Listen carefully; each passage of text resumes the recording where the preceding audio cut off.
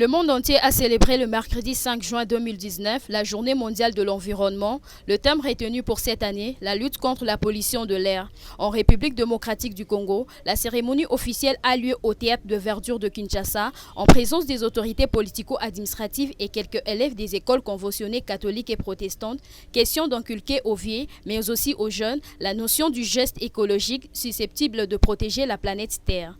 À cette occasion, le prof Dieudonné Moussibono, conseiller spécial du chef de l'État en matière de l'environnement et développement durable, a donné l'égo à cette initiative dénommée 1 milliard d'arbres pour le climat à l'horizon 2023 en plantant un arbre à titre symbolique. Pour sa part, Alain Kalangiro appelle la population à s'y familiariser avec la vision du chef de l'État qui est la séquestration de l'espace par des arbres pour reverdir le route afin de faire encore la RDC une puissance environnementale. Le thème choisi, c'est la lutte contre la pollution de l'air. Et nous nous sommes sentis très concernés, nous, Fonds forestiers national, par notre mission.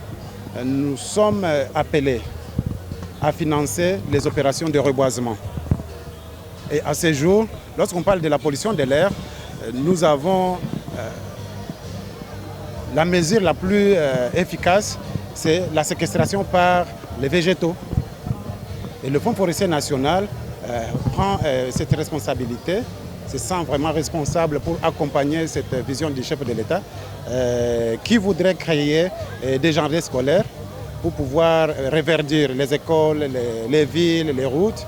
Et nous avons voulu accompagner cette initiative pour être dans le cadre de la vision du chef de l'État.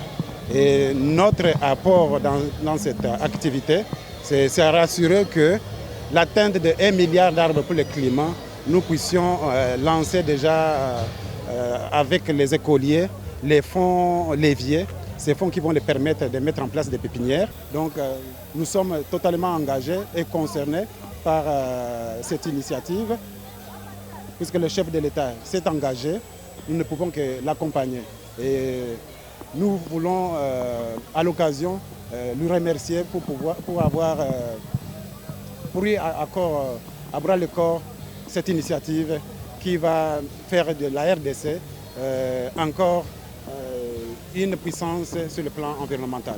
Cette journée devrait éveiller la conscience de chacun car la pollution demeure une préoccupation au regard de conséquences néfastes qu'elle entraîne non seulement sur l'environnement mais aussi pour la santé humaine.